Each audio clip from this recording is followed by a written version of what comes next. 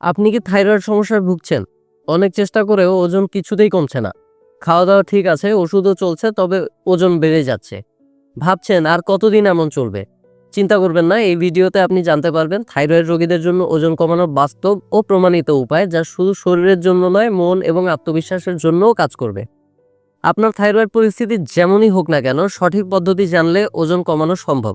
চলুন স্বাস্থ্যকর জীবনের পথে একসাথে যাত্রা শুরু করি।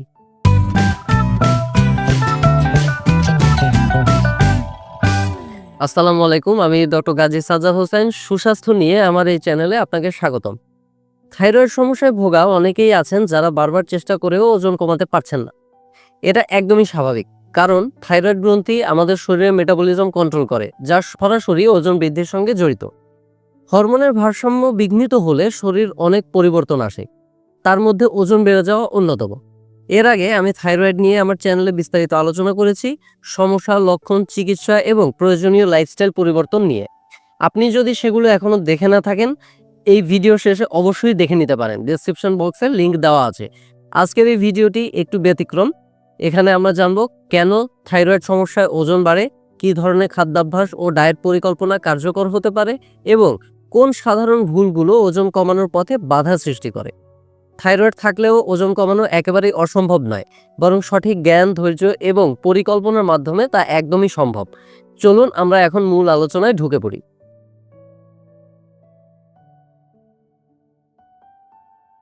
অনেকেই মনে করেন ওজন বাড়ার পেছনে প্রধান কারণ হলো বেশি খাওয়া বা অলস জীবনযাপন, কিন্তু থাইরয়েড সমস্যার ক্ষেত্রে বিষয়টা এতটাও সহজ নয়। বিশেষ করে হাইপোথাইরয়েডিজম থাকলে শরীরের থাইরয়েড হরমোন, মূলত T3 এবং T4 কমে যায়। এই হরমোনগুলো শরীরের মেটাবলিজম নিয়ন্ত্রণ করে।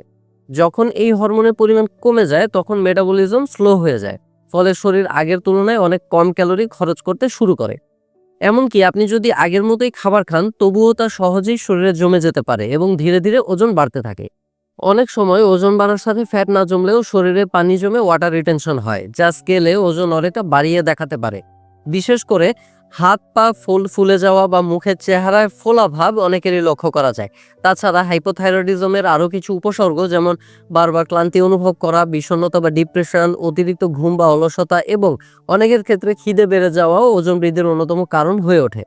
এই উপসর্গগুলো শরীর এবং মানসিক অবস্থাকে এমনভাবে প্রভাবিত করে যে নিয়মিত ডায়েট বা ব্যায়াম চালিয়ে যাওয়া কঠিন হয়ে যায়। তাই থাইরয়েড রোগীদের ক্ষেত্রে সাধারণ ডায়েট প্ল্যান বা শুধু কম খাওয়ার পন্থা কার্যকর হয় না, বরং তাদের জন্য বিশেষভাবে পরিকল্পিত একটি বিজ্ঞানসম্মত স্ট্র্যাটেজি দরকার, যেখানে হরমোন ভারসাম্য বজায় রাখা, সঠিক খাদ্য নির্বাচন এবং ধৈর্য ধরে ধীরে ধীরে ওজন নিয়ন্ত্রণে আনার দিকে মনোযোগ দেওয়া হয়। এই কারণে থাইরয়েডের জন্য ওজন বাড়ার পেছনের বিজ্ঞান বোঝা খুবই গুরুত্বপূর্ণ, যা আপনাকে সঠিক পথে চালিত করবে।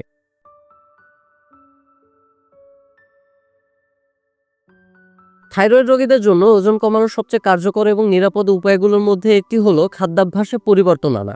তবে এটাকে অনেকে ভুলভাবে বোঝেন। অনেকে মনে করেন না খেয়ে থাকলেই ওজন কমে যাবে। বাস্তবতা হচ্ছে, না খেয়ে থাকলে শরীর আরও বেশি স্ট্রেসের মধ্যে পড়ে এবং মেটাবলিজম আরও স্লো হয়ে যায়। তাই না খেয়ে থাকা নয়, বরং পরিকল্পিত এবং বুদ্ধিমানের মতো খাওয়াই হলো মূল কৌশল। থাইরয়েড রোগীদের ডায়েটে এমন খাবার রাখতে হবে যা হরমোন ব্যালেন্সে সহায়তা করে, শরীরকে পর্যাপ্ত পুষ্টি দেয় এবং দীর্ঘক্ষণ পেট ভরা রাখতে পারে। প্রতিটি মূল খাবারের মধ্যে প্রোটিন, ফাইবার এবং হেলদি ফ্যাট থাকা জরুরি। উদাহরণস্বরূপ ডিম, ডাল, মুরগির মাংস, সামুদ্রিক মাছ, বাদাম, চিয়া সিড এবং অলিভ অয়েল, এগুলো দেহের পেশি রক্ষা করে, মেটাবলিজমকে সক্রিয় রাখে এবং ক্ষুধা কমায়। পাশাপাশি শাকসবজি যেন প্রতিদিনের ডায়েটে থাকে, বিশেষ করে লাল শাক, পালং শাক, ব্রকলি, গাজর, করলা, ফুলকপি বা বুটের শাক। এগুলো শুধু ক্যালোরি কম নয়, বরং থাইরয়েড হরমোন উৎপাদনেও ইতিবাচক প্রভাব ফেলে এবং পেট দীর্ঘ সময় ভরা রাখে। কার্বোহাইড্রেট একেবারে বাদ দেওয়ার প্রয়োজন নেই, কারণ শরীরের জন্য এটি একটি গুরুত্বপূর্ণ এনার্জি সোর্স। তবে রিফাইন্ড বা প্রসেসড কার্ব, যেমন সাদা চাল, ময়দা, পাউরুটি, বিস্কুট ইত্যাদি বাদ দিয়ে বরং কম গ্লাইসেমিক ইনডেক্সযুক্ত কার্ব, যেমন লাল চাল, ওটস, বাদামি রুটি, শস্য জাতীয় খাবার গ্রহণ করাই ভালো। এছাড়া চিনি, সফট ড্রিঙ্কস, কেক, পেস্ট্রি এবং প্যাকেটজাত খাবার সম্পূর্ণভাবে এড়িয়ে চলা উচিত, কারণ এগুলো ইনসুলিন রেজিস্ট্যান্স তৈরি করে, যা ওজন বৃদ্ধির আরেকটি কারণ। খাবারের টাইমিং বা সময় ঠিক রাখাও একটি গুরুত্বপূর্ণ ফ্যাক্টর। দিনের প্রথম খাবার অর্থাৎ সকালের নাস্তা কখনোই বাদ দেওয়া উচিত নয়। এটি দিনের দীপাক্রিয়া শুরু করে এবং শক্তি যোগায়। দুপুরের খাবার হতে হবে ভারসাম্যপূর্ণ এবং যথাযথ পুষ্টিকর। রাতের খাবার সম্ভব হলে 8টার আগেই শেষ করা ভালো এবং এটি যেন হালকা ও সহজপাচ্য হয়। সেই সাথে প্রতিদিন 3 থেকে 4 ঘন্টা অন্তর অন্তর ছোটখাটো স্বাস্থ্যকর খাবার খেলে শরীরের ইনসুলিন লেভেল নিয়ন্ত্রণে থাকে এবং অতিরিক্ত খিদে আসে না। অতিরিক্ত সহায়ক হিসেবে কিছু পানীয় যেমন গ্রিন টি, জিরা পানি, আদা লেবু পানি বা ঘরে বানানো ডিটক্স ওয়াটার হজমে সহায়তা করে এবং মেটাবলিজম কিছুটা বাড়ায়। তবে এগুলো ম্যাজিক নয়, এগুলো মূলত খাদ্যাভ্যাস ও লাইফস্টাইলের একটি ছোট অংশ মাত্র। সঠিক খাদ্যাভ্যাসই এই যাত্রার মূল চালিকা শক্তি।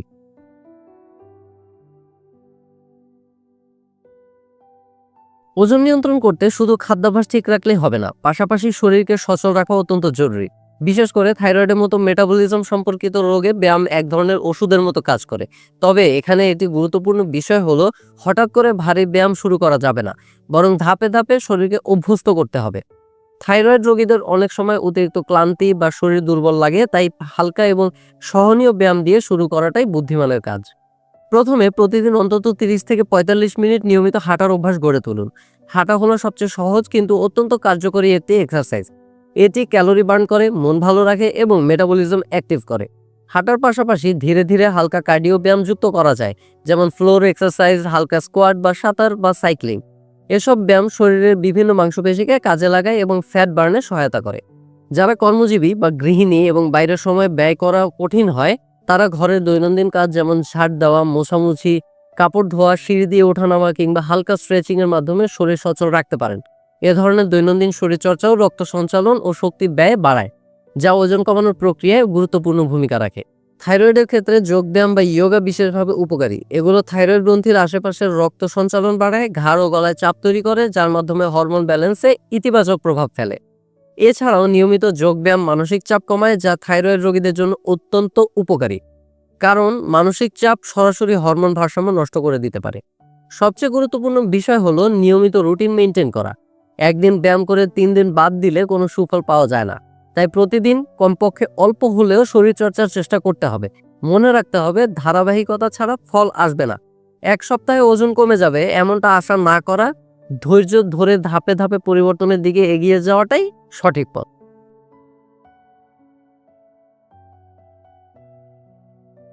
থাইরয়েডজনিত সমস্যায় ওজন বাড়া যদি একটি বড় চ্যালেঞ্জ হয়, তবে সেই চ্যালেঞ্জ মোকাবেলায় প্রধান হাতিয়ার হলো ওষুধ সঠিকভাবে এবং নিয়মিত খাওয়া। অনেক রোগী ওজন কমাতে আগ্রহী হলেও থাইরয়েড ওষুধ খাওয়া নিয়ে অসতর্ক থাকেন বা নিয়ম না মেনে খান, যা বড় ভুল। থাইরয়েড হরমোন রিপ্লেসমেন্ট থেরাপির ক্ষেত্রে সবচেয়ে বেশি ব্যবহৃত ওষুধ হলো লেভোথাইরক্সিন। এই ওষুধ খাওয়ার নির্দিষ্ট নিয়ম রয়েছে, যা না মানলে শরীরে হরমোন শোষণ কমে যায় এবং চিকিৎসার কার্যকারিতা হ্রাস পায়। একটি বড় ভুল ধারণা হলো ওষুধের ডোজ একবার নির্ধারণ হলেই তা সারা জীবনের জন্য একই থাকবে। বাস্তবে থাইরয়েড হরমোনের প্রয়োজনীয়তা সময়ের সাথে পরিবর্তিত হতে পারে। বয়স, ওজন, স্ট্রেস, অন্যান্য রোগ বা ওষুধের প্রভাবেও হরমোনের মাত্রা ওঠানামা করতে পারে। এজন্যই প্রতি 3 মাসে একবার টিএসএইচ ও FT4 টেস্ট করিয়ে চিকিৎসকের সঙ্গে পরামর্শ নেওয়া জরুরি, যাতে প্রয়োজনে ডোজ সামঞ্জস্য করে নেওয়া যায়। সঠিক ডোজে সঠিক সময়ে ওষুধ খাওয়া ছাড়া আপনি যতই ডায়েট মেনে চলুন না কেন বা এক্সারসাইজ করুন, কাঙ্ক্ষিত ফল আসবে না। কারণ শরীরে যদি হরমোনের ঘাটতি থেকেই যায়, তাহলে মেটাবলিজম স্লো হবে, চর্বি জমবে, পানি ধরে রাখবে, সবকিছুই ব্যর্থ করে দেবে আপনার ওজন কমানোর চেষ্টা। তাই থাইরয়েড রোগীদের জন্য ওষুধ খাওয়ার নিয়ম মেনে চলা শুধু একটি দায়িত্ব নয়, এটি একটি লাইফস্টাইল ম্যানেজমেন্টের অপরিহার্য অংশ।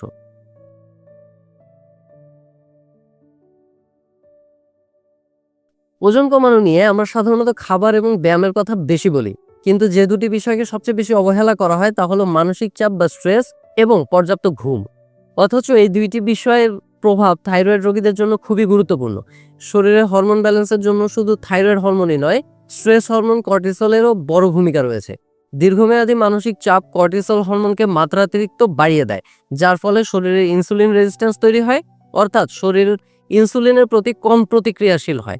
এর ফলাফল রক্তে গ্লুকোজ জমে থাকা, স্থূলতা এবং বিশেষ করে পেটের চারপাশে চর্বি জমে যাওয়া। এমনকি আপনি যতই স্বাস্থ্যকর খাওয়া দাওয়া করুন বা নিয়মিত ব্যায়াম করুন, যদি আপনার মানসিক চাপ নিয়ন্ত্রণে না থাকে, তাহলে ওজন কমানো কঠিন থেকে যাবে। তাই আপনাকে মানসিক স্বস্তি এবং স্নায়বিক ভারসাম্য বজায় রাখতে হবে প্রতিদিন। এক্ষেত্রে ঘুম অত্যন্ত গুরুত্বপূর্ণ একটি উপাদান। গবেষণায় দেখা গেছে প্রতি রাতে 7 থেকে 8 ঘন্টার কম ঘুম শরীরের মেটাবলিজম স্লো করে দেয়। হরমোনের ব্যালেন্স নষ্ট করে এবং খিদে বাড়িয়ে দেয়। সুতরাং প্রতিদিন 7 থেকে 8 ঘন্টা গভীর ও টানা ঘুম নিশ্চিত করতে হবে।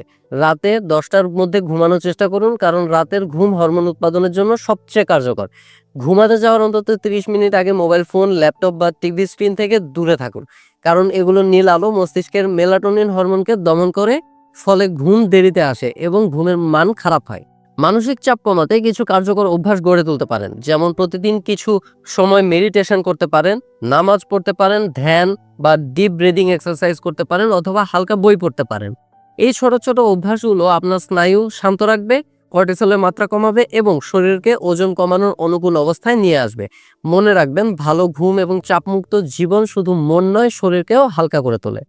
আজকের ভিডিও থেকে আপনি বুঝতে পারলেন থাইরয়েড সমস্যার মধ্যে ওজন কমানো সম্ভব, তবে সেটা হয় ধৈর্য আর সঠিক পদ্ধতির মাধ্যমে। হরমোন নিয়ন্ত্রণ, স্বাস্থ্যকর খাদ্যাভ্যাস, নিয়মিত হালকা ব্যায়াম আর মানসিক চাপ কমানো, এই 4টি মূল চাবিকাঠি। মনে রাখবেন, ওজন কমানো কোনো দৌড় প্রতিযোগিতা নয়, বরং ধীর গতি নিয়ে সঠিক পথে এগোনোর নাম। ছোট ছোট পরিবর্তন একসাথে মিলে আপনার স্বাস্থ্যের বড় উন্নতি নিয়ে আসবে।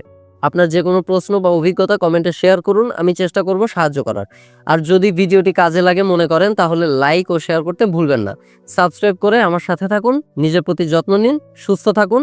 আবার দেখা হবে পরবর্তী ভিডিওতে। ধন্যবাদ।